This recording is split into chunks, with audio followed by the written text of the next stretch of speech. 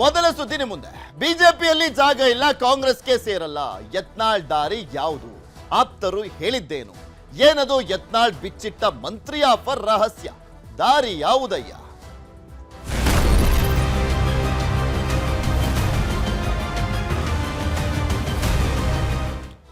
ಮೂರನೇ ಬಾರಿಗೆ ಬಿಜೆಪಿಯಿಂದ ಉಚ್ಚಾಟನೆಗೊಂಡಿರುವಂತದ್ದು ಬಸನಗೌಡ ಪಾಟೀಲ್ ಯತ್ನಾಳ್ ಅವರು. ಅದು ಈ ಬಾರಿ 6 ವರ್ಷಗಳ ಕಾಲ ಅವ್ರನ್ನ ಉಚ್ಚಾಟನೆ ಮಾಡಲಾಗಿದೆ. ಯಾಕೆಂದ್ರೆ ಪದೇ ಪದೇ ನಾಯಕರ ವಿರುದ್ಧ ಮಾತನಾಡ್ತಾ ಇದ್ದಂತ ಹಿನ್ನೆಲೆಯಲ್ಲಿ, ಅದರಲ್ಲೂ ಸ್ಪೆಷಲಿ ಯಡಿಯೂರಪ್ಪ, ವಿಜೇಂದ್ರ ವಿರುದ್ಧ ಮಾತನಾಡ್ತಾ ಇದ್ದಂತ ಕಾರಣಕ್ಕೆ ಪ್ರಮುಖವಾಗಿ ಅವ್ರ ಬಾಯಿಗೆ ಬೀಗ ಹಾಕಬೇಕು ಅಂದ್ರೆ ಉಚ್ಚಾಟನೆ ಶಿಕ್ಷೆ ಒಂದೇ ಇರುವಂತ ಆಯ್ಕೆ ಅನ್ನುವಂತ ರೀತಿಯಲ್ಲಿ ಉಚ್ಚಾಟನೆ ಮಾಡಲಾಯಿತು. ಯಾಕೆಂದ್ರೆ ಸಾಕಷ್ಟು ಬಾರಿ ಅವರಿಗೆ ಅವಕಾಶವನ್ನ ಮಾಡಿಕೊಟ್ರು ಕೂಡ ಅವರು ಜಗ್ಲಿಲ್ಲ, ಬಗ್ಲಿಲ್ಲ, ಅವರ ಮಾತಿನ ವರಸೆಯನ್ನ ಕಂಟಿನ್ಯೂ ಮಾಡಿದಂತ ಕಾರಣಕ್ಕೋಸ್ಕರ ಫೈನಲಿ ಇದ್ದಿದ್ದಂತ ಆಪ್ಷನ್ ಹೈಕಮಾಂಡ್ ಹತ್ರ ಅವರನ್ನ ಉಚ್ಚಾಟನೆ ಮಾಡುವಂಥದ್ದು. ಉಚ್ಚಾಟನೆ ಮಾಡಿದ್ರು. ಈಗ ಬಿಜೆಪಿಯಲ್ಲಿ ಜಾಗವಿಲ್ಲ, ಕಾಂಗ್ರೆಸ್ಗೆ ಸೇರಲ್ಲ ಅಂತ ಹೇಳಿದ್ರು ಯತ್ನಾಳ್. ಆದ್ರೆ ಕಾಂಗ್ರೆಸ್ನವರು ಕೂಡ ಅಷ್ಟೇ ಇವರನ್ನು ಸೇರ್ಸ್ಕೊಳ್ಳೋಕೆ ಏನು ರೆಡಿ ಆಗಿಲ್ಲ.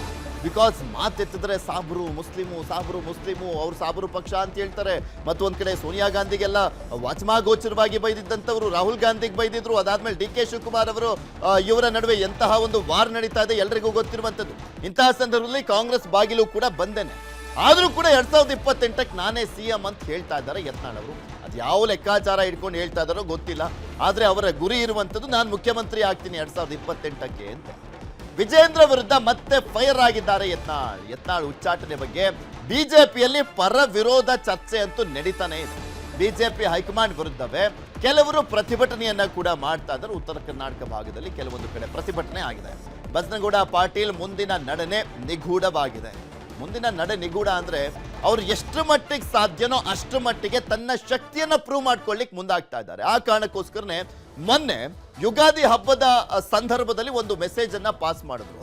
ವಿಜಯದಶಮಿಗೆ ನಾನು ಹೊಸ ಪಕ್ಷವನ್ನ ಕಟ್ತೇನೆ, ನೋಡ್ತೀನಿ, ರಾಜ್ಯಾದ್ಯಂತ ಓಡಾಡ್ತೀನಿ, ಜನ ಏನ್ ಹೇಳ್ತಾರೆ ಅದರಂತೆ ನಿರ್ಧಾರವನ್ನ ಕೈಗೊಳ್ತೀನಿ ಅಂತ ಹೇಳಿದ್ರು. ಅಂದ್ರೆ ಪ್ರಾದೇಶಿಕ ಪಕ್ಷದ ವಿಚಾರಕ್ಕೆ ಸಂಬಂಧಪಟ್ಟಂತೆ ಒಂದು ಹಿಂಟನ್ನ ಕೊಟ್ರು ಬಸನಗೌಡ ಪಾಟೀಲ್ ಅವರು. ಆ ಸಂದರ್ಭದಲ್ಲಿ ಏನಂದ್ರೆ ಎಷ್ಟು ಸಾಧ್ಯನೋ ಅಷ್ಟು ಮಟ್ಟಿಗೆ ತನ್ನ ಶಕ್ತಿಯನ್ನ ಪ್ರೂವ್ ಮಾಡಿ ಹೈಕಮಾಂಡ್ ಮತ್ತೆ ನನ್ನ ಪಕ್ಷಕ್ಕೆ ವಾಪಸ್ ಕರೆಸ್ಕೊಳ್ಬೇಕು ಅನ್ನುವಂಥ ನಿಟ್ಟಿನಲ್ಲಿ ಒಂದು ಲೆಕ್ಕಾಚಾರ ಕೂಡ ಇದ್ದಂತೆ ಕಾಣಿಸ್ತಾ ಇದೆ. ಕಾದ್ ನೋಡೋಣ ಏನೇನಾಗುತ್ತೆ ಅಂತ. ಅದಕ್ಕೂ ಮುಂಚೆ ಈಗ ಯಾವ್ಯಾವ ರೀತಿಯಾಗಿ ಅವರು ಮಾತನಾಡಿದ್ರು, ಇವತ್ತು ಅವರ ಮಾತಿನ ವರಸೆ ಯಾವ ರೀತಿಯಾಗಿತ್ತು ಅದನ್ನ ನೋಡ್ತಾ ಹೋಗೋಣ. 2028ಕ್ಕೆ ನಾನೇ ಸಿಎಂ ಅಂತ ಹೇಳಿದ್ರು.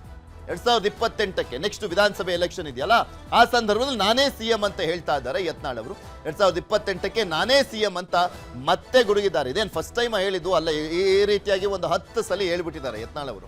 ನೋಡ್ತೀರಿ, ನಾನೇ ಸಿಎಂ ಆಗ್ತೀನಿ, ಇವತ್ತೇ ಬರೆದಿಟ್ಟುಕೊಳ್ಳಿ ಅಂತ ಬೇರೆ ಹೇಳ್ಬಿಟ್ರು. ಹಾಗಾದ್ರೆ ಯಾವ ಪಕ್ಷದಿಂದ ಆಗ್ತೀರಾ? ಈಗ ಆಲ್ರೆಡಿ 6 ವರ್ಷಗಳ ಕಾಲ ಉಚ್ಚಾಟನೆ ಆಗಿದೆ. ಓಕೆ, ವಾಪಸ್ ನಿಮ್ಮನ್ನ ಬಿಜೆಪಿ ಕರ್ಕೊಂಬಂದ್ರು ಕೂಡ ನಿಮಗೆ ಯಾವ ಜವಾಬ್ದಾರಿಯನ್ನ ಕೊಡ್ಲಾಗುತ್ತೆ ಅನ್ನುವಂಥದ್ದು ಇಂಪಾರ್ಟೆಂಟ್ ಆಗುತ್ತೆ. ಬಟ್ ಯತ್ನಾಳ್ ಅವರು ಹೇಳ್ತಾ ಇರುವಂಥದ್ದು, ನಾನು ತುಂಬಾ ಪವರ್ಫುಲ್ ಆಗಿ ಕಮ್ ಬ್ಯಾಕ್ ಮಾಡ್ತೀನಿ ಬಿಜೆಪಿಗೆ ಬಂದ ಮೇಲೆ ಮತ್ತೆ ನಾನು ಸಿಎಂ ಆಗ್ತೀನಿ ಅನ್ನುವಂಥ ಲೆಕ್ಕಾಚಾರದಲ್ಲಿ ಮಾತನಾಡದಂತೆ ಕಾಣಿಸ್ತಾ ಇದೆ. ಹಿಂದುತ್ವ, ಗೋಮಾತೆ ಹೆಸರಲ್ಲಿ ಪ್ರಮಾಣ ವಚನ ಸ್ವೀಕರಿಸ್ತೀನಿ ಅಂತ ಹೇಳಿದ್ದಾರೆ ಯತ್ನಾಳ್ ಅವರು. ಇವರು ಪ್ರಮಾಣ ವಚನವನ್ನ ಹಿಂದುತ್ವ ಮತ್ತು ಗೋಮಾತೆ ಹೆಸರಲ್ಲಿ ಪ್ರಮಾಣ ವಚನವನ್ನ ಸ್ವೀಕಾರ ಮಾಡ್ತಾರಂತೆ. ಅಂದ್ರೆ ಎಲ್ಲರೂ ಕೂಡ ಪ್ರಮಾಣ ವಚನ ಸ್ವೀಕಾರ ಮಾಡುವಂತ ಸಂದರ್ಭದಲ್ಲಿ ದೇವರ ಹೆಸರಲ್ಲಿ ಎಲ್ಲ ಸ್ವೀಕಾರ ಮಾಡ್ತಾರಲ್ಲ, ಆ ರೀತಿಯಾಗಿ ಇವರು ಹಿಂದುತ್ವ ಮತ್ತು ಗೋಮಾತೆ ಹೆಸರಲ್ಲಿ ಪ್ರಮಾಣ ವಚನವನ್ನ ಸ್ವೀಕಾರ ಮಾಡ್ತಾರಂತೆ. ಯಡಿಯೂರಪ್ಪ ಅವಧಿಯಲ್ಲಿ ನಾನು ಸಚಿವ ಆಗಲಿಲ್ಲ, ಯಾವ ಕಾರಣಕ್ಕೆ ಅದನ್ನು ಬೇರೆ ಹೇಳಿದ್ರು. ಭ್ರಷ್ಟನ ಕೈ ಕೆಳಗೆ ಕೆಲಸ ಮಾಡಬಾರ್ದು ಅನ್ನುವಂತ ಕಾರಣಕ್ಕೋಸ್ಕರ ಮಂತ್ರಿ ಆಗ್ಲಿಲ್ಲ ಅಂತ. ಇದು ಇವ್ರ ವರ್ಷನ್.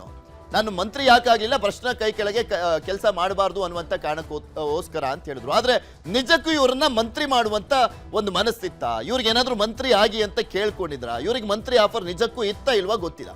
ಬಟ್ ಇವ್ರು ಹೇಳ್ತಾ ಇರುವಂತ ಪ್ರಕಾರ ನನ್ಗಿತ್ತು, ಆದ್ರೆ ನಾನು ಆಗ್ಲಿಲ್ಲ ಅಂತ ಹೇಳ್ತಾ ಇದ್ರೆ ಇವ್ರ ವರ್ಷನ್ ಅದು.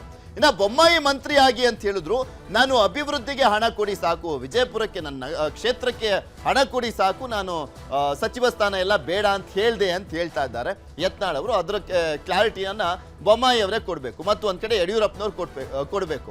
ಯತ್ನಾಳ್ ಅವರನ್ನ ಅವರ ಮಂತ್ರಿ ಮಂಡಲಕ್ಕೆ ಸೇರಿಸ್ಕೊಳ್ಳುವಂತ ನಿಟ್ಟಿನಲ್ಲಿ ನಿರ್ಧಾರ ಆಗಿತ್ತಾ? ಇವ್ರಿಗೆ ಆಫರ್ ಕೊಟ್ಟಿದ್ರ? ಅದಾದ್ಮೇಲೆ ಇವ್ರು ತಿರಸ್ಕಾರ ಮಾಡಿದ್ರ ಇಲ್ವಾ ಅನ್ನುವಂಥದ್ರ ಬಗ್ಗೆ. ಬಿಜೆಪಿಗೆ ವಾಪಸ್ ತೆಗೆದುಕೊಳ್ಳಿ ಅಂತ ನಾನು ಕೈ ಮುಗಿಯೋದಿಲ್ಲ, ನನ್ನನ್ನು ಮತ್ತೆ ವಾಪಸ್ ತಗೊಳ್ಳಿ ಅಂತ ನಾನು ಯಾವ ನಾಯಕರ ಬಳಿನೂ ಕೂಡ ಹೋಗೋದಿಲ್ಲ, ನಾನು ಯಾರ ಕೈಕಾಲು ಕೂಡ ಹಿಡಿಯೋದಿಲ್ಲ ಅಂತ ಯತ್ನಾಳ್ ಇವತ್ತು ಹೇಳಿದ್ದಾರೆ. ಯಾವುದೇ ಹೈಕಮಾಂಡ್ ನಾಯಕರನ್ನ ಕೂಡ ಭೇಟಿ ಮಾಡಲ್ಲ ಅಂತ. ಇದುವರೆಗೂ ಆಲ್ಮೋಸ್ಟ್ ಅವರು ಹೈಕಮಾಂಡ್ ನಾಯಕರು ಇವ್ರ ಭೇಟಿಗೆ ಅವಕಾಶ ಕೊಟ್ಟಿರಲಿಲ್ಲ ಯತ್ನಾಳ್ ಅವರಿಗೆ. ಹತ್ತತ್ರ ಒಂದು 8 ತಿಂಗಳಿಂದಲೂ ಕೂಡ ಅಷ್ಟೇ 8-9 ತಿಂಗಳಿಂದಲೂ ಕೂಡ ಬಿಜೆಪಿಯ ಯಾವ ಟಾಪ್ 3 ನಾಯಕರು ಕೂಡ ಇವರನ್ನ ಹತ್ರಕ್ಕೆ ಸೇರಿಸ್ಕೊಂಡಿರಲಿಲ್ಲ. ಟಾಪ್ 3 ಅಂದ್ರೆ ನರೇಂದ್ರ ಮೋದಿ ಅವರು, ಅಮಿತ್ ಶಾ ಅವರು, JP ನಡ್ಡಾ ಅವರು, ಇವ್ರು ಯಾರು ಕೂಡ ಮಾತನಾಡಿರಲಿಲ್ಲ. ಯಾಕೆಂದ್ರೆ ಇವರು ಪದೇ ಪದೇ ಪಕ್ಷಕ್ಕೆ ಮುಜುಗರ ಆಗುವ ರೀತಿಯಲ್ಲಿ ಮಾತನಾಡ್ತಾ ಇರುವಂತ ಹಿನ್ನೆಲೆಯಲ್ಲಿ ಅವರು ತಮ್ಮ ಮಾತನ್ನ ನಿಲ್ಲಿಸುವವರೆಗೂ ಕೂಡ ಅವರ ಭೇಟಿಗೆ ಅವಕಾಶ ಇಲ್ಲ ಅಂತ ಹೇಳಿದಂತ ಹಿನ್ನೆಲೆಯಲ್ಲಿ ಇವರನ್ನ ಹತ್ರಕ್ಕೂ ಬಿಟ್ಕೊಂಡಿರ್ಲಿಲ್ಲ. ಸೊ ಫೈನಲಿ ಇದ್ದಿದ್ದಂತ ಆಪ್ಷನ್ ಉಚ್ಚಾಟನೆ. ಸೊ ಹೀಗಾಗಿ ಉಚ್ಚಾಟನೆ ಮಾಡಬೇಕಾದಂತ ಪರಿಸ್ಥಿತಿ ನಿರ್ಮಾಣ ಆಯಿತು. ಇವಾಗ ಹೇಳ್ತಾ ಇದ್ದಾರೆ ಯಾವುದೇ ಹೈಕಮಾಂಡ್ ನಾಯಕರನ್ನ ಕೂಡ ನಾನು ಭೇಟಿ ಮಾಡೋದಿಲ್ಲ, ಕೈಕಾಲು ಇಟ್ಕೊಳ್ಳೋದಿಲ್ಲ, ಮತ್ತೆ ಪಕ್ಷಕ್ಕೆ ಸೇರಿಸ್ಕೊಳ್ಳಿ ಅಂತ ಹೇಳೋದಿಲ್ಲ ಅಂತ ಹೇಳ್ತಾ ಇದ್ದಾರೆ. ಹಾಗಾದ್ರೆ ಇವತ್ತು ಯತ್ನಾಳ್ ಅವರು ಏನ್ ಮಾತನಾಡಿದ್ರು ಒಮ್ಮೆ ಕೇಳೋಣ. ಹೆಂಗೆ ಗೆದ್ದು ಬರ್ತೀನಿ, ಹೆಂಗೆ ಕರ್ನಾಟಕ ಮುಖ್ಯಮಂತ್ರಿ ಆಗ್ತೀನಿ, ಈ ಜೋಕರ್ನೇ ಒಂದು ದಿವಸ ಈ ರಾಜ್ಯವನ್ನು ಆಳ್ತಾನೆ. ಮತ್ತೀಗ ನೋಡಕತ್ರಿ 2028 ತನ ಪ್ರಮಾಣ ವಚನ ಏನಂತ ಹಿಂದುತ್ವ ಗೋಮಾತೆ ಮೇಲೆ ತೊಗೋತೀನಿ. ನಾ ಮಂತ್ರಿ ಆಗೋದೇ ಇಲ್ಲ ತಿಳಿಲ್ಲ. ಆದ್ರೆ CM ಇಲ್ಕಂದ್ರೆ MLA ಆಗೇ ಇರ್ತೇನೆ.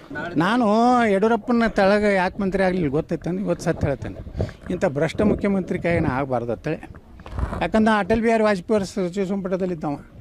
ಆ ಲೆವೆಲ್ದ ಮನುಷ್ಯ ಬರ್ತಾನೆ. ನಾವು ಬೊಮ್ಮಾಯಿ ರಗಡ್ ಸಲ ಹೇಳಿದ್ರು ನಿಮ್ಮನ್ನು ಮಾಡ್ತೀನಿ, ನಾ ಬೇಡ ಅಂತ ಹೇಳಿದೆ. ನನಗೆ ಬರೀ ಬಿಜಾಪುರ ಸಿಟಿ ರೊಕ್ಕ ಕೊಡಿ, ಡೆವಲಪ್ಮೆಂಟ್ ಸಾಕು. ಅದಕ್ಕೆ ಹಿಂಗೆ ಬಿಜಾಪುರ ಸಿಟಿ ಡೆವಲಪ್ ಆಯ್ತಿಲ್ಲ ಬರೀ ಮಂತ್ರಿ ಆದ್ರೆ ಏನು ಅದು ಗುಟ್ಟದ ಕಾರ ಈಗ ಅಡ್ಡಾಡ್ತಾವೆ ನೋಡ್ರಿ, ಖಾಲಿ ಯಾರು ಅದರಿಂದ ಒಂದು ಪೊಲೀಸ್ ಇರೋದಿಲ್ಲ. ನಾ ಎಲ್ಲರೂ ಹೋಗಿ ಕ್ಷಮೆ ಬೇಡೀನಿ, ನಾ ಕ್ಷಮೆ ಬಿಡು ಮಗ ಅಲ್ಲ, ನಂದು ರಾಜಕೀಯ ಇವತ್ತೇ ಅಂತಾದರೂ ಪರವಾಗಿಲ್ಲ. ಈ ಉಚ್ಚಾಟನೆ ಬರೀ 6 ವರ್ಷ ಬೇಡ 60 ವರ್ಷ ಹಾಕಲಕ್ಕ. ನಾ ಏನು ಹೋಗಿ ಪ್ರಧಾನಮಂತ್ರಿ ಮುಂದೆ ಕೈ ಜೋಡಿಸಿ ಜನರ ಕೆಲಸ ಇತ್ತು ಹೋಗ್ತೀನಿ, ಪ್ರಧಾನಮಂತ್ರಿಗಳ ಬಳಿ ಹೋಗ್ತೀನಿ. ಈ ರಾಜ್ಯಕ್ಕೆ ಅನ್ಯಾಯ ಆದಾಗ ನಾವು ಮಾತಾಡೋನೆ, ಹಿಂದಕ್ಕೂ ನಾನು ಮಾತಾಡೀನಿ. ಇತ್ತೀಚಿನ ವರ್ಷಗಳಲ್ಲಿ ಪ್ರಬಲರಾಗಿದ್ದಂಥವರು ಯತ್ನಾಳ್ ಅವರು ನೋ ಡೌಟ್ ಹಿಂದುತ್ವದ ವಿಚಾರ ಉತ್ತರ ಕರ್ನಾಟಕ ಭಾಗದ ಪ್ರಭಾವಿ ನಾಯಕರಾಗಿದ್ರು, ಪಂಚಮಸಾಲಿಯ ಪ್ರಭಾವಿ ನಾಯಕರಾಗಿದ್ರು, ನೋ ಡೌಟ್. ಆದ್ರೆ ನೀವು ಪ್ರಭಾವಿ ನಾಯಕರು ಅನ್ನುವಂಥ ಕಾರಣಕ್ಕೋಸ್ಕರ ಏನ್ ಬೇಕಾದ್ರೂ ಮಾತನಾಡಬಹುದಾ ಅನ್ನುವಂಥ ಪ್ರಶ್ನೆ ಇದೆ. ರಾಷ್ಟ್ರೀಯ ಪಕ್ಷ ಅಂತ ಬಂದಂಥ ಸಂದರ್ಭದಲ್ಲಿ ಅದರದ್ದೇ ಆದಂಥ ಶಿಸ್ತುಗಳಿರ್ತವೆ, ನೀತಿ ನಿಯಮಗಳಿರ್ತವೆ, ಅದನ್ನ ಪಕ್ಷದ ಚೌಕಟ್ಟಿನ ಒಳಗಡೆ ಮಾತನಾಡಬೇಕಾಗಿತ್ತು. ಆದರೆ ಅದೆಲ್ಲದರ ಎಲ್ಲೆಯನ್ನ ಮೀರಿ ಮಾತನಾಡ್ತಕ್ಕಂಥ ಹಿನ್ನೆಲೆಯಲ್ಲೇ ಇವತ್ತು ಯತ್ನಾಳ್ ಅವರು ಈ ಪರಿಸ್ಥಿತಿಯಲ್ಲಿ ಈ ಪರಿಸ್ಥಿತಿಯನ್ನು ಎದುರಿಸಬೇಕಾಗಿದೆ. ಯಾಕೆಂದ್ರೆ ಎಲ್ಲ ನಾಯಕರು ಕೂಡ ಅಷ್ಟೇ, ಯಾರು ತಮ್ಮ ಆಪೋಸಿಟ್ ಇದ್ದಾರೆ ನಾಯಕರು, ಯಾರು ಇವರ ಒಂದು ನೆಕ್ಸ್ಟ್ ಅಧಿಕಾರಕ್ಕೆ ಕೊಕ್ಕೆಯನ್ನು ಹಾಕುವಂತ ಸಾಧ್ಯತೆ ಇರುತ್ತೆ, ಅಂಥವ್ರಿಗೆ ಎಲ್ಲಿ ಪಾನ್ ಮೂವ್ ಮಾಡಿದ್ರೆ ಎಲ್ಲಿ ಹೊಡೆತ ಕೊಡುತ್ತೆ ಅನ್ನುವಂಥ ಒಂದು ಸ್ಟ್ರಾಟಜಿ ಹಾಕೊಂಡಿರ್ತಾರೆ. ಆದ್ರೆ ಯತ್ನಾಳ್ ಅವರು ಅದು ಯಾವುದೇ ಸ್ಟ್ರಾಟಜಿ ಇಲ್ದಲೇ ಹೋಗ್ತಾ ಇದ್ದಾರಾ? ಯಾಕೆಂದ್ರೆ ಸಾಕಷ್ಟು ಜನ ನಾಯಕರು ತಲೆಯನ್ನು ಉಪಯೋಗಿಸಿ ಏನು ಮಾಡಬೇಕು ಅಂತ ಮಾಡ್ತಾರೆ, ಆದ್ರೆ ಇಲ್ಲಿ ನಾಲಿಗೆಯನ್ನು ಉಪಯೋಗಿಸ್ತಾ ಇದ್ದಾರೆ ಯತ್ನಾಳ್ ಅವರು. ಅದೇ ಅವರಿಗೆ ಕಂಟಕ ಎದುರಾಗ್ತಾ ಇರುವಂಥದ್ದು. ಇನ್ನು ಇವ್ರ ಜೊತೆ ಇದ್ದಂಥ ಪ್ರಮುಖ ನಾಯಕರ ಪೈಕಿ ರಮೇಶ್ ಜಾರಕಿಹೊಳಿ ಅವರು ಒಬ್ರು. ರಮೇಶ್ ಜಾರಕಿಹೊಳಿ ಅವರು ಇವತ್ತು ಕೂಡ ಮಾತನಾಡಿದ್ದಾರೆ ಯತ್ನಾಳ್ ಅವರ ವಿಚಾರಕ್ಕೆ ಸಂಬಂಧಪಟ್ಟಂತೆ. ಏನು ಹೇಳಿದ್ರು ನೋಡೋಣ. ಯತ್ನಾಳ್ ಹೊಸ ಪಕ್ಷ ಕಟ್ಟಲ್ಲ, ಬಿಜೆಪಿಯಲ್ಲೇ ಇರ್ತಾರೆ ಅನ್ನುವಂಥ ವಿಶ್ವಾಸವನ್ನ ರಮೇಶ್ ಜಾರಕಿಹೊಳಿ ಅವರು ವ್ಯಕ್ತಪಡಿಸಿದ್ದಾರೆ. ಇದರಲ್ಲಿ ಗೊತ್ತಾಗ್ತದೆ ಇವರಂತೂ ಅವ್ರ ಜೊತೆ ಹೋಗೋದಿಲ್ಲ ಅಂತ. ಬಿಜೆಪಿಗೆ ಬಂದ್ರೆ ಅವ್ರ ಜೊತೆ ನಿಂತ್ಕೊಳ್ತೀವಿ, ಇಲ್ಲ ಅಂದ್ರೆ ಇಲ್ಲ ಅನ್ನುವ ರೀತಿಯಾದಂಥ ಮಾತು ಅದು ಪರೋಕ್ಷವಾಗಿ. ಯತ್ನಾಳ್ ಹೊಸ ಪಕ್ಷದ ಬಗ್ಗೆ ಹೇಳಿದ್ದ ಉದ್ದೇಶವೇ ಬೇರೆ ಇದೆ ಅಂತ ಹೇಳಿದ್ದಾರೆ. ಅವರ ಹೊಸ ಪಕ್ಷದ ಉದ್ದೇಶನೇ ಬೇರೆ ರೀತಿಯಲ್ಲಿ ಇರುವಂಥದ್ದು ಅಂತ ರಮೇಶ್ ಜಾರಕಿಹೊಳಿ ಅವರ ಅನಲೈಸ್. ಬಿಜೆಪಿಯಲ್ಲೇ ಇರ್ತಾರೆ, ಎಲ್ಲಿಯೂ ಕೂಡ ಹೋಗೋದಿಲ್ಲ. ಬಿಜೆಪಿಯಲ್ಲಿ ಇರಕ್ಕೆ ಅವ್ರು ವಾಪಸ್ ಬಂದ್ರೆ ಅಲ್ವಾ ಬಿಜೆಪಿಲಿ ಇರಕ್ಕೆ ಅಂತ. ಇಲ್ಲಿ ಬಿಜೆಪಿ ನಾಯಕರು ಅವ್ರನ್ನ ವಾಪಸ್ ಕರ್ಕೊಂಡ್ರೆ ಬಿಜೆಪಿಲಿ ಇದ್ದಂತಾಗುತ್ತೆ. ಇಲ್ಲಾಂದ್ರೆ ಇದೇ ರೀತಿಯಾದಂಥ ಮಾತಿನ ವರಸೆಯನ್ನ ಕಂಟಿನ್ಯೂ ಮಾಡ್ತಿದ್ರೆ ಏನು ಮಾಡಂಗಿಲ್ಲ. ಹಿಂದುತ್ವಕ್ಕಾಗಿ RSS ಇದೆ, ಅಷ್ಟೇ ಸಾಕು. ಇವರೇನು ಹಿಂದುತ್ವದ ಕಾರಣಕ್ಕೋಸ್ಕರನೇ ಹೊಸ ಪಕ್ಷವನ್ನ ಕಟ್ಟುವಂತ ಅವಶ್ಯಕತೆ ಇಲ್ಲ ಅನ್ನುವಂಥದ್ದು ರಮೇಶ್ ಜಾರಕಿಹೊಳಿ ಅವರ ವಾದ.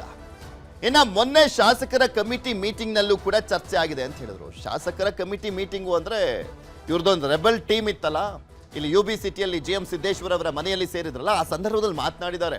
ಯತ್ನಾಳ್ ಅವರು ಪದೇ ಪದೇ ಯಡಿಯೂರಪ್ಪ ವಿಜೇಂದ್ರ ವಿರುದ್ಧ ಮಾತನಾಡ್ತಾ ಇದ್ದಂಥ ಕಾರಣಕ್ಕೋಸ್ಕರ ಅಲ್ಲಿದ್ದಂಥ ಕೆಲವರು ನಾಯಕರು ಕೂಡ ಅಸಮಾಧಾನವನ್ನು ವ್ಯಕ್ತಪಡಿಸಿದ್ರಂತೆ.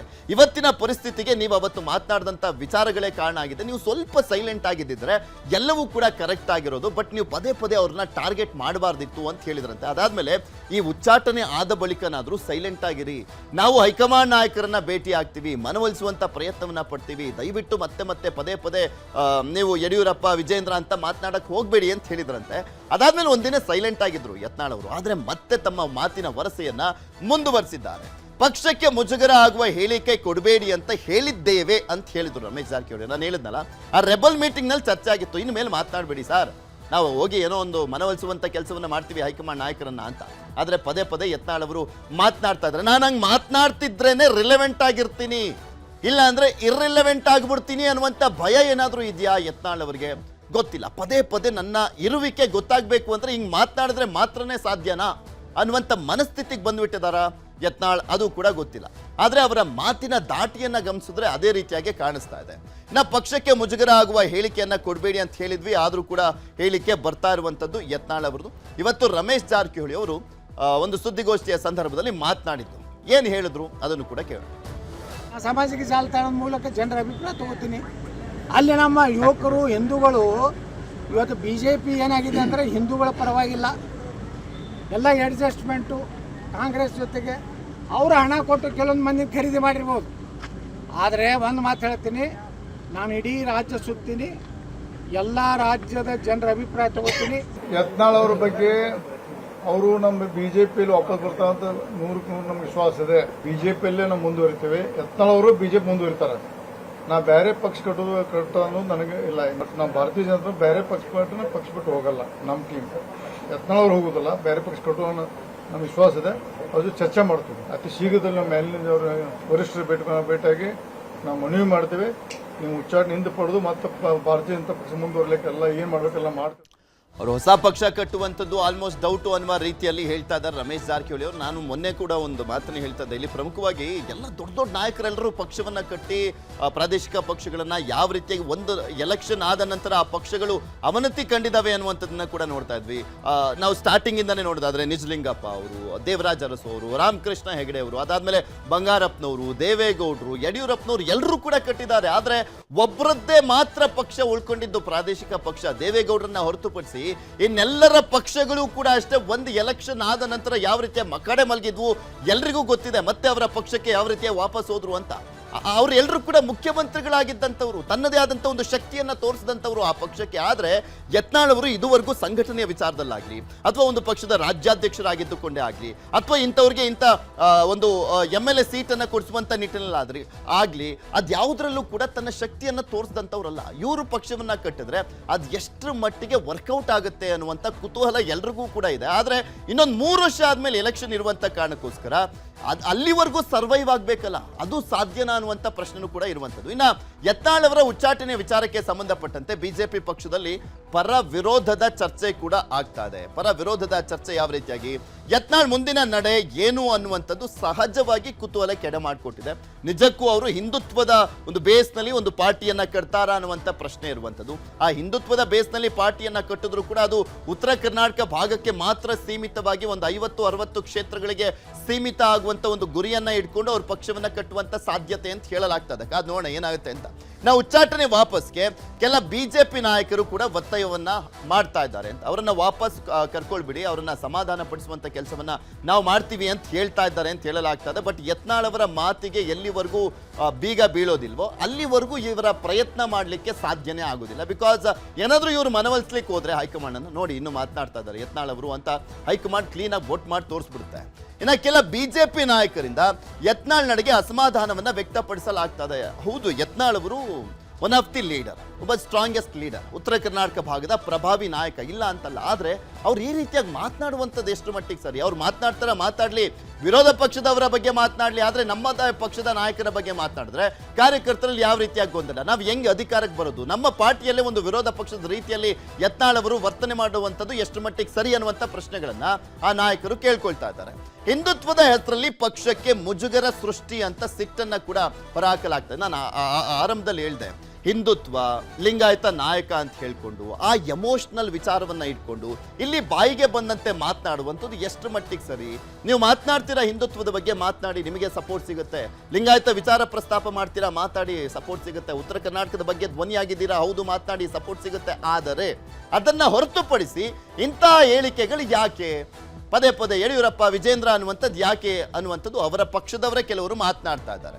ಹಿಂದುತ್ವದ ಹೆಸರಲ್ಲಿ ಮಾತನಾಡುವಂಥದ್ದು ಸರಿಯಲ್ಲ ಅಂತ ಉಚ್ಚಾಟನೆ ವಾಪಸ್ ಪಡೆದ್ರೆ ಹೈಕಮಾಂಡ್ಗೆ ಮುಜುಗರ ಆಗುತ್ತೆ. ಹೌದು, ಯಾಕೆಂದ್ರೆ ಹೈಕಮಾಂಡ್ ಸಾಕಷ್ಟು ಪ್ರಯತ್ನ ಪಡ್ತು ಈ ಒಂದು 4 ವರ್ಷದಲ್ಲಿ. ಇವರೇನು ಒಂದೇ ಸಲ ಮಾತನಾಡಿದ ತಕ್ಷಣ ಅವ್ರನ್ನ ಉಚ್ಚಾಟನೆ ಮಾಡಿರುವಂಥದ್ದಲ್ಲ ಬಿಜೆಪಿ ಹೈಕಮಾಂಡ್. ಕಳೆದ 4 ವರ್ಷದಿಂದಲೂ ಕೂಡ ನೋಡ್ಕೊಂಡು ಬರ್ತಾನೆ ಇದ್ದಾರೆ.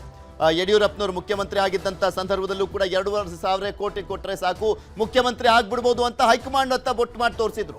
ಅಂದ್ರೆ ಹೈಕಮಾಂಡ್ 2,500 ಕೋಟಿ ಕೊಟ್ಬಿಟ್ರೆ ಸಾಕು ಮುಖ್ಯಮಂತ್ರಿ ಆಗ್ಬಿಡ್ಬೋದು ಅಂತ, 500 ಕೋಟಿ ಕೊಟ್ಟರೆ ಸಚಿವ ಆಗ್ಬಿಡ್ಬೋದು ಅನ್ನುವಂಥ ರೀತಿಯಲ್ಲಿ ಹೇಳಿಕೆಗಳನ್ನ ಕೊಟ್ಟಿದ್ರು. ಆಮೇಲೆ ಇಲ್ಲಿ ಬರುವಂತ ಉಸ್ತುವಾರಿಗಳು ಒಂಥರ ಸೂಟ್ ಕೇಸ್ ತಗೊಂಡು ಹೋಗ್ತಾರೆ, ಸೂಟ್ ಕೇಸ್ನ ರಾಜಕಾರಣಿಗಳು ಅಂತ ಹೇಳಿದ್ರು. ಅದು ಕೂಡ ಹೈಕಮಾಂಡ್ ಕಡೆ ಬೊಟ್ಟನ್ನ ಮಾಡಿ ತೋರಿಸ್ತಾ ಇತ್ತು. ಸೊ ಹೀಗಾಗಿ ಕಳೆದ 4 ವರ್ಷದಿಂದಲೂ ಕೂಡ ಸಾಕಷ್ಟು ಸಮಾಧಾನ ಪಡಿಸುವಂತ ಪ್ರಯತ್ನವನ್ನ ಮಾಡಿದ್ರು ಕೂಡ ಕೇಳಲೇ ಇಲ್ಲ. ಮೊದಲ ನೋಟಿಸನ್ನು ಕೊಡಲಾಯಿತು ಸರಿಯಾಗಲಿ ಅಂತ, ಅವಾಗಲೂ ಕೂಡ ಅವ್ರು ಸರಿಯಾಗಲಿಲ್ಲ. ಎರಡನೇ ನೋಟಿಸ್ ಕೊಟ್ಟರು, ಇನ್ಮೇಲಾದರೂ ತಣ್ಣಗಿರಿ ಅಂತ, ಅವಾಗಲೂ ಕೂಡ ಅವ್ರು ಎಚ್ಚೆತ್ತುಕೊಳ್ಳಿಲ್ಲ. ಫೈನಲಿ 4 ವರ್ಷ ಆದ ಬಳಿಕ ಇವರ ವಿರುದ್ಧ ಕ್ರಮವನ್ನು ಕೈಗೊಳ್ಳಲಾಯಿತು. ಇನ್ನು ಇತರೆ ನಾಯಕರ ಮೇಲೆ ಕಂಟ್ರೋಲ್ ತಪ್ಪುವಂತ ಆತಂಕ ಕೂಡ ಇರುವಂಥದ್ದು. ಅಂದರೆ ಯತ್ನಾಳ್ ಅವ್ರು ಇದ್ದಿದ್ರೆ ಅಟ್ಲೀಸ್ಟ್ ಬೇರೆಯವ್ರು ಸ್ವಲ್ಪ ಎದುರುಕೊಳ್ಳೋರು ಯತ್ನಾಳ್ ಅವ್ರಿಗೆ, ಅವ್ರ ಮಾತಿಗೆ ಎಲ್ಲಿ ಸಿಕ್ಕಾಕೊಂಡ್ಬಿಡ್ತೀವಿ, ಯಾಕೆ ಬೇಕು ಸುಮ್ಮನೆ ಅಯ್ಯಪ್ಪ ನಮ್ಮ ಬಗ್ಗೆ ಎಲ್ಲ ಮಾತನಾಡ್ಬಿಡ್ತಾರೆ ಅನ್ನುವಂಥ ಕಾರಣಕ್ಕೋಸ್ಕರ ಕೆಲವರು ಸೈಲೆಂಟ್ ಆಗಿರೋರು. ಈಗ ಕೆಲವು ನಾಯಕರು ಕಂಟ್ರೋಲ್ ತಪ್ತಾರೆ, ಅವರ ಹಿಡಿತ ಜಾಸ್ತಿ ಆಗೋಗ್ಬಿಡುತ್ತೆ ಅನ್ನುವಂಥ ಭಯ ಕೆಲವು ನಾಯಕರಲ್ಲಿ ಕಾಡ್ತಾ ಇದೆಯಂತೆ. ಇದು ಪರ ವಿರೋಧದ ಚರ್ಚೆ ಬಿಜೆಪಿಯಲ್ಲಿ ಆಗ್ತಾ ಇರುವಂಥದ್ದು. ಇನ್ನು ಯತ್ನಾಳ್ ಅವರು ಇದೇ ರೀತಿಯಾಗಿ ಮಾತನಾಡ್ತಾನೆ ಹೋಗ್ತಾ ಇದ್ರೆ ಅದೆಷ್ಟರ ಮಟ್ಟಿಗೆ ಅವರು ರಿಲೆವೆಂಟ್ ಆಗಿ ಉಳ್ಕೊಳ್ತಾರೆ ರಾಜಕಾರಣದಲ್ಲಿ ಕಾದು ನೋಡಬೇಕಾಗುತ್ತೆ. ಇನ್ನು ಈ ವಿಚಾರಕ್ಕೆ ಸಂಬಂಧಪಟ್ಟಂತೆ ಕೆಲವು ನಾಯಕರು ಮಾತನಾಡಿದ್ದಾರೆ, ಏನು ಹೇಳಿದ್ರು ಕೇಳೋಣ. ಪಾಟೀಲ್ ಯತ್ನಾಳ್ರು ಇವತ್ತು ನಮ್ಮ ಪಕ್ಷದಿಂದ ಉಚ್ಚಾರಣೆಗೊಂಡಿದ್ದಾರೆ. ಅದು ನಾನು ಬಿಜಾಪುರದವನಾಗಿ ನನಗೆ ನೋವಿನ ಸಂಗತಿ ಅಂದ್ರೆ ಇದು ಯಾರು ಬೆನ್ನು ತಟ್ಟತಕ್ಕಂಥ ಕೆಲಸ ಅಲ್ಲ. ಅವರು ಮಾಡಿದಂಥ ಕೆಟ್ಟ ನಿರ್ಧಾರಗಳಿಂದ ಈ ಪರಿಸ್ಥಿತಿ ನಮ್ಮ ಪಕ್ಷಕ್ಕೂ ಡ್ಯಾಮೇಜ್ ಆಗಕ್ಕಾಗ್ತಿತ್ತು, ಅವರು ಕೂಡ ಡ್ಯಾಮೇಜ್ ಆಗ್ತಕ್ಕಂಥ ಪರಿಸ್ಥಿತಿಯನ್ನು ಹಾಕ್ಕೊಂಡ್ರು. ಟಾರ್ಗೆಟ್ ಯಡಿಯೂರಪ್ಪನವ್ರು ಮಾಡಿದ್ರಿ ಮಾಜಿ ಮುಖ್ಯಮಂತ್ರಿಗಳನ್ನ ಉಚ್ಚಾಟನೆ ಮಾಡಿದ್ರೆ ರೈಟ್ಸ್, ನಾನು ಇಲ್ಲ ಅಂತಿಲ್ಲ, ಸರಿ ಮಾಡ್ಕೊಂಡು ಹೋಗ್ರು ರೈಟ್ಸ್ ಐತಿ. ಏನು ಉಚ್ಚಾಟನೆ ಮಾಡಿದ್ರೆ ಬಿಡ್ಬೇಕಂತ ಏನಿಲ್ಲಲ್ಲ, ಸಣ್ಣ ಪುಟ್ಟ ಇರ್ತಾವೆ ನಮಗೆ ಬಂದಲಿದ್ದಲ್ಲಿ ನಮ್ಮ ರಾಜ್ಯ ನಾಯಕರು ರಾಷ್ಟ್ರ ನಾಯಕರು ಕುಂತ ಸರಿ ಮಾಡಿಸ್ಕೊಂಡು ಅವರು ಒಬ್ಬ ರಾಜ್ಯ ನಾಯಕರೇ ಕರ್ಕೊಂಡು ಹೋಗೋಂಥ ಕೆಲಸ ನಮ್ಮ ನಾಯಕರು, ನಮ್ಮ ರಾಜ್ಯಾಧ್ಯಕ್ಷರು ಮಾಡ್ತಾರ, ನಮ್ಮ ಮಾಜಿ ಮುಖ್ಯಮಂತ್ರಿಗಳು ಮಾಡ್ತಾರ, ರಾಷ್ಟ್ರ ನಾಯಕರು ಕೂಡ ಅವ್ರು ಬರ್ತಂತ ಅವರೇ ಹೇಳ್ತಿದ್ದಾರಲ್ಲ, ಕರ್ಕೊಂತಾರೆ ನಮ್ಮಂತ ಹೇಳ್ತಾರೆ, ನಾವು ಕರ್ಕೊಂತು ಹಿರಿಯ ನಾಯಕರೆಲ್ಲರೂ ರಾಜ್ಯ ನಾಯಕರೆಲ್ಲ ಒಂದು ಮಾತುಕತಾಡಿ ಸಣ್ಣ ಪುಟ್ಟ ಸಮಸ್ಯೆ ಇದ್ರೆ ಸರಿ ಮಾಡ್ಕೊಂಡು ಕರ್ಕೊಂತಾರೆ. ಯತ್ನಾಳ್ ಅವ್ರನ್ನ ನಮ್ಮ ಪಕ್ಷದಲ್ಲಿ ನಾವು ಒಳ್ಳೆ ನಾಯಕರು ಅಂತ ನಾವು ತಿಳ್ಕೊಂಡಿದ್ದೀವಿ. ಅವ್ರು ಇತ್ತೀಚೆಗೆ ಮಾತಾಡ್ತಾ ಇರ್ತಕ್ಕಂಥವ್ರು ಇದನ್ನೆಲ್ಲ ನೋಡಿದಾಗ ಅವರೊಬ್ಬರೇ ಎಲ್ಲ ಇಬ್ಬರು ನಾಯಕರು. ಏನು ಹೇಳಿ, ಅವ್ರು ಹುಟ್ಟಿದ ಮೊದಲಿಂದನೂ ಸಾವಿರಾರು ವರ್ಷಗಳಿಂದ ಈ ದೇಶದಲ್ಲಿ ಈ ರಾಜ್ಯದಲ್ಲಿ ಹಿಂದುತ್ವದ ನಾಯಕರುಗಳು ಬೇಕಾದಷ್ಟು ಜನ ಇದ್ದಾರೆ. ಪಕ್ಷದಲ್ಲಿ ಅವ್ರು ಹೆಚ್ಚಿಗೆ ಮಾತಾಡ್ತಾ ಇದ್ದಾರೆ, ಅವರು ಲಿಮಿಟ್ ಕ್ರಾಸ್ ಮಾಡಿದ್ದಾರೆ ಅಂತಲೇ ಅವ್ರನ್ನ ಸಸ್ಪೆಂಡ್ ಮಾಡಿರೋದು. ಮತ್ತೆ ಅವ್ರು ಆ ಥರ ಮಾತಾಡ್ತಾ ಇದ್ದಾರೆ ಅಂದರೆ ಅವ್ರ ವಯಸ್ಸಿಗೆ ಒಂದು ಬೆಲೆ ಇದೆ. ಆ ಬೆಲೆನ ಉಳಿಸ್ಕೊಬೇಕಾದ್ರೆ ಅವ್ರು ಎಷ್ಟು ಮಾತಾಡ್ಬೇಕು ಅಷ್ಟೇ ಮಾತಾಡ್ಬೇಕು. ಪಕ್ಷ ಕಟ್ಟಿರ್ತಕ್ಕಂಥವ್ರನ್ನ ನಾವು ಈ ರಾಜ್ಯದಲ್ಲಿ ತುಂಬ ಜನ ನೋಡ್ಬಿಟ್ಟಿದ್ದೀವಿ ನಾವು. ಇನ್ನು ಯತ್ನಾಳ್ ಅವರು ಕಾಂಗ್ರೆಸ್ ಪಕ್ಷಕ್ಕೆ ಬರ್ತಾರೆ ಅನ್ನುವಂಥ ವಿಚಾರಕ್ಕೆ ಸಂಬಂಧಪಟ್ಟಂತೆ ಈಗ ಆಲ್ರೆಡಿ ಸಾಕಷ್ಟು ಜನ ನಾಯಕರೆಲ್ಲ ಮಾತನಾಡಿದರು. ದಿನೇಶ್ ಗುಂಡೂರಾವ್, MB ಪಾಟೀಲ್ ಅವರೆಲ್ಲ ನಿನ್ನೆ ಮಾತನಾಡಿದ್ರು. ಅವರು ನಮ್ಮ ಪಕ್ಷಕ್ಕೆ ಅವಶ್ಯಕತೆ ಇಲ್ಲ ಅಂತೆಲ್ಲ ಹೇಳಿದ್ರು. ಇನ್ನು ಇದೇ ವಿಚಾರಕ್ಕೆ ಸಂಬಂಧಪಟ್ಟಂತೆ ಇವತ್ತು ಸತೀಶ್ ಜಾರಕಿಹೊಳಿ ಅವರು ಕೂಡ ಮಾತನಾಡಿದ್ದಾರೆ. ಅವ್ರು ಏನು ಹೇಳಿದ್ರು ಕೇಳೋಣ. ಈಗ ಹೊರಗೆ ಹಾಕಿರ್ಬೋದು, ಬಹುಶಃ ಇನ್ನೊಂದು ವರ್ಷ ನಂತರ ಮತ್ತೆ ಅವ್ರಿಗೆ ಅವ್ರವರೇ ಕಡಿಮೆ. ಯಾಕಂದ್ರೆ ನಮ್ಮ ಐಡಿಯಾಲಜಿ ಸೂಟ್ ಆಗೋಲ್ಲ ಅವರಿಗೆ ಬಿಟ್ಟಂತ ವಿಚಾರ. ನನ್ನ ದೂರದೃಷ್ಟಿಯಿಂದ ಒಂದು ವರ್ಷದಲ್ಲಿ ಮತ್ತೆ ಅವರು ಅಲ್ಲಿ ಹೋಗ್ತಾರೆ, ಇವರು ಕರೀತಾರೆ ಅವ್ರನ್ನ, ಅವರು ಅಲ್ಲಿ ನಾ ಕಾಂಗ್ರೆಸ್ಸಿಗೆ ಹೋಗೋದು ಅಂತರೂ ಯಾರೋ ನೀನು MB ಪಾಟೀಲ್ ಹೇಳಿದ್ರು. ನಾ ಯಾಕೆ ಅವ್ರಿಗೆ ಮನೆಗೇನು ಹೋಗಿನ ಕಾಂಗ್ರೆಸ್ ಸೇರಿದ ನನ್ನ ಹೆಣ ಸಹಿತ ಕಾಂಗ್ರೆಸ್ ಆಫೀಸಿಗೆ ಹೋಗೋದಿಲ್ಲ. ನಾ ಅಲ್ಲ, ನನ್ನ ಹೆಣ ಸಹಿತ ನಾಳೆ ನಾನು ಏನಾರು ನಾ ಸತ್ತ ಮ್ಯಾಗ ಏನಾರು ಮೆರವಣಿಗೆ ಮಾಡ್ತೀನಿ ಅಂತ ಕಾಂಗ್ರೆಸ್ ಆಫೀಸ್ ಮುಂದೆ ಒಯ್ಯಬೇಡ ಅಂತ ಹೇಳಿ ಉಯ್ಲು ಬರದೆ ಸಾಯ್ತು.